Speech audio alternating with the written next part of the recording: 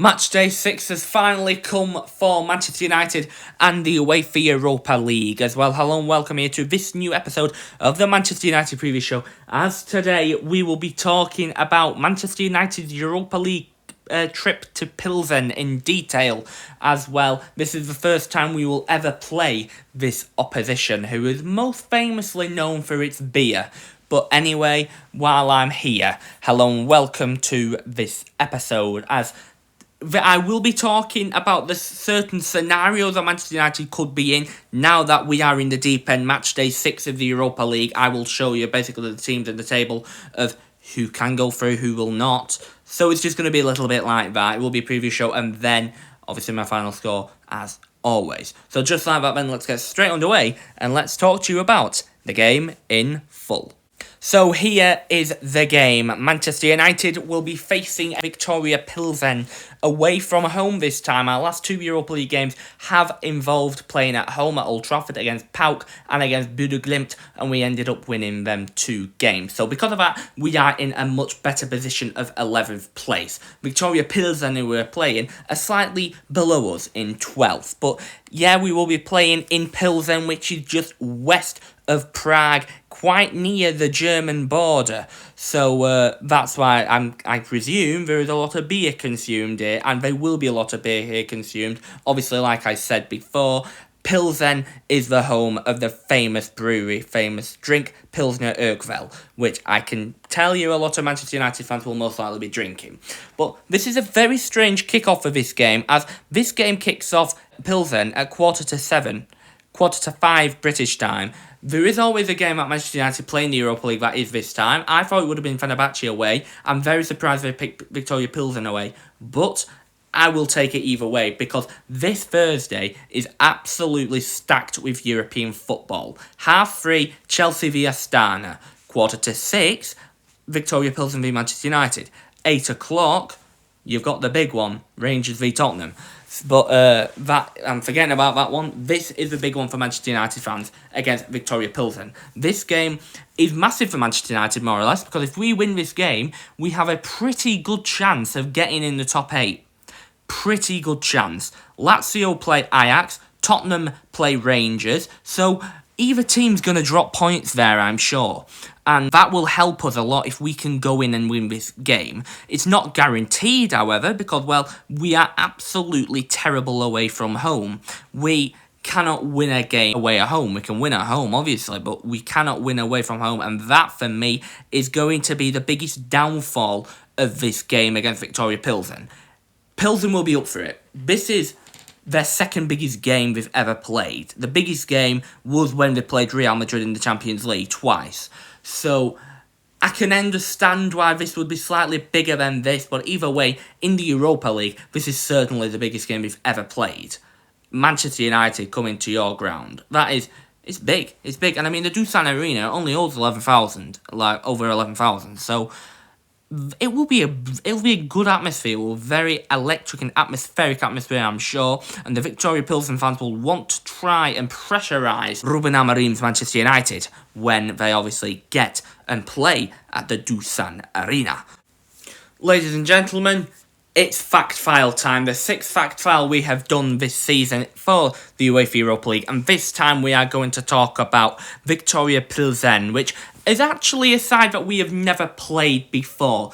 We've never played 3 teams in the 5 we've played yet so far. Those are FC Twente, PAOK and Bodø Glimt. The other 2 we have certainly played against Fenerbahce and FC Porto. A lot of memories will obviously be remembered for the Porto game when Cristiano Ronaldo scored one from 30 yards.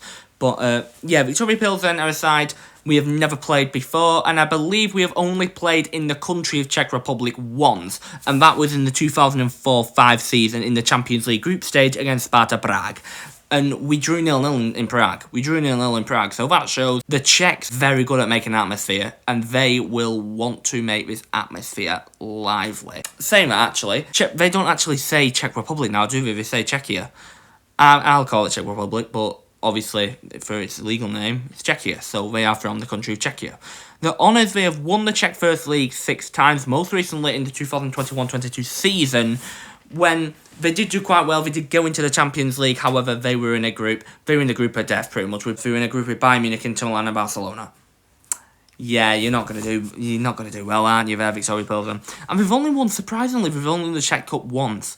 I'm very surprised by that. I thought Viktoria Plzeň, because they're quite a big team in the Czech Republic. They are, obviously, barring from the two Prague sides, you've got Slavia and Sparta. They are the biggest team in the Czech Republic, barring from them two teams. So, I'm surprised to see them only win one Czech Cup, but here they are. The nickname is called Viktoria, obviously based off the name. It's also called Viktoria because it is celebrating the Roman goddess of victory over 40 years ago, which, in fact, I believe that was the time when they did get promoted. They got promoted for the first ever time 40 years ago into the league. Obviously, they had a few relegations, but now they are in the league. They've been in the Czech league sitting in 3, I'm not too sure, so it's 20 years they have been in the league. 22 years, so it is 2003. The league position, they are 13th in the league position. They have won twice and drew 3 times. They are in the same position as us. They're in the same position as us. We have done exactly the same. We have won twice and we have drawn 3 times. They did get an impressive win, however, in the Europa League against Real Sociedad at home in Plzeň. So that shows Plzeň is a tough place to play. We drew, Real Sociedad did lose to Viktoria Plzeň, and they did also draw to Ludogorets. So, it's a bit of flaws, no flaws, I'm not too sure. The league position for goals, they've scored 9 goals and they've conceded 7, so they do have a positive goal difference of +2, and because of that record, they do have 9 points. The manager is Miroslav Gubik, and he's an old school type of manager. He's 73 years old, which the only 73-year-old I know that has managed against Manchester United recently was Roy Hodgson. So, he has one hell of a task. And he has managed in Czech Republic all of his life. The only team he didn't manage in Czech Republic, he managed in Germany for FC Hamburg, who are now a non-league amateur team in Germany. So, that just shows how his career has spanned for so long. The best player, now I had to pick 2 best players. I had to pick 2 players because I weren't too sure. There was definitely for me a standout player, and a lot of Manchester United players. But I think the best player for Viktoria Plzeň has been Pavel Šulc. He has been influential in the moves. He's got 22 goals and assists in the year 2023-24, and he's already piling more goals and assists this season. The other one, former Burnley and Derby County player Matej Vydra. And I do remember Matej Vydra playing against us with Sean Dyche. With Sean Dyche at the helm, and he's got 5 goals and assists in the last 6 games, so he's clearly a player on form for Viktoria Plzeň. The stadium, like I said, is the Dusan Arena in Plzeň. It's held a load of Champions League nights, so this place knows how to deal with a European atmosphere. And the capacity is 11,700, so it's quite small, it's quite compact. If they can make the atmosphere scary, they will give us one hell of a game, and I think they will give us one hell of a game. That's why this game, Manchester United should not underestimate Viktoria Plzeň, because Viktoria Plzeň, I'm sure, could potentially cause some damage to us if we are not concentrating enough in this game. But yeah, there is a fact file there for our opponents of FC Viktoria Plzeň, our second team we have played from the Czech Republic, or Czechia. Manchester United could finish in the top 8 after this match day, and the reason why is because if Manchester United win this game, the fixtures that are involved in this week's Europa League match day are actually very lucky for Manchester United, as if you look at the 3 games on the right, I will put the league table on the left, you will see exactly where we are. We are 12th, Viktoria Plzeň are 13th. If you have a look on the right about the fixtures, you will see that there is games that will affect the top 8 rankings, with Ajax playing Lazio, Lyon playing Frankfurt, and Rangers playing Tottenham. Ajax v Lazio is 2nd v 6th. Lyon v Frankfurt is 3rd v 7th. Rangers v Tottenham is 8th v 9th. So them 3 games will determine how this league phase will end up. If Tottenham win, Tottenham will go into that top 8. Rangers will fall down. If we beat Viktoria Plzeň, we will go into the top 8. Potentially, depending on any other sides. But all I do know is For Manchester United, this is a perfect chance to stay in that top 8, win against Plzeň, win against Rangers, win against Steaua Bucharest. Then you are through. You are through immediately. And this is a big thing, because if you have a look at the knockout playoffs, it's a little bit bonkers of how it works. So if Manchester United can get potentially maybe 1 to 5th, that would be perfect. 8th is a little bit of a... I would be more concerned if Manchester United got 8th. But I don't think we will. I do think we'll finish in the top 8. But this is a perfect chance to, well, cement that position in the top 8 rankings. If we can get a win against Viktoria Plzeň and other sides drop points, that would be the best outcome that Manchester United have for this match day, for certainly getting up that league table. So the travelling squad for Manchester United goes as follows. The goalkeepers are Altay Bayındır, Tom Heaton and Andre Onana. Expected 3 that are travelling to Plzeň for this game. There would be something wrong if Andre Onana was certainly out of the match day squad. So he is back and underway. The defenders is a very good defence. Very, very good defence when you look at the face of it. Diogo Dalot, De Ligt, Lindelof, Maguire, Malacia, Martinez, Nasuri and Leny Yoro. Malacia is going to start. Ruben Amorim did state in his press conference against Plzeň that Tyrell Malacia will start this game. He might have had pressure because Tyrell Malacia were next to him, but either way, he is apparently starting in this game, which is good for him. I do think Tyrell Malacia should start in those Europa League games, so that then he has more of a feel and more of a playing time towards it. The midfielders then is Casemiro, Collier, Eriksen, Fernandes, Menu, Mason Mount and Manuel Ugarte.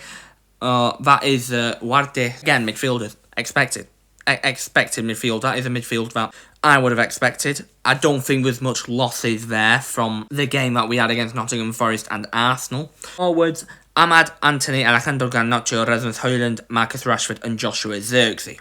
Very, very good. For the forwards, I would like to see Anthony in the starting lineup, because Anthony may not get much playing time for Manchester United, so I do think trying him in these Europa League games will suit his style of play and will suit, well, his overall fitness and the overall ability that he has to be a future Manchester United player. Because for every one of these players, this is like you're performing to save your job, more or less. Because Ineos have apparently said that half of the players are apparently like on selling watch. I have heard there have been leaks that Lisandro Martinez, they may potentially want to sell to potentially Real Madrid and all that, because, well, Ruben Amorim's a bit meh about him. He did have a bad game against Nottingham Forest, but I'm sure Lisandro Martinez is fine. I do not want to get rid of him. I do not want to get rid of Leacher. He is a star defender for us. He is our best defender. In my opinion, he is our best defender. I mean, I'm not sure what Leny Yoro is particularly like quite yet, but I think Lisandro Martinez, overall, looking at the defenders, is our best defender, so I wouldn't sell him personally. But yeah, they are the travelling squad that Manchester United are facing. Now, let's predict which will be in Ruben Amorim's starting lineup. I would like to see this being the starting lineup against Viktoria Plzeň, because I think this is a strong but a not strong type. I can see why Ruben Amorim would like to, well, rest some players because of, well, the big game we've got on Sunday against Manchester City. But I would like Ruben Amorim to keep with this lineup, to have this lineup 3-4-2-1. Andre Onana in goal, John Lisandro Martinez, Harry Maguire and Nusir Mazraoui. De Ligt I see getting a rest for this game. He is very tired out. He's played a lot of games. I do see him having a little rest for this one, which for me means Harry Maguire would go in. I think Harry Maguire would do quite well in that defensive role against Viktoria Plzeň, being like the Matthijs de Ligt type defender, with Nusir Mazraoui and Lisandro Martinez going back. I do think Mazraoui, we've missed him. We have missed Mazraoui, so I do think he will start.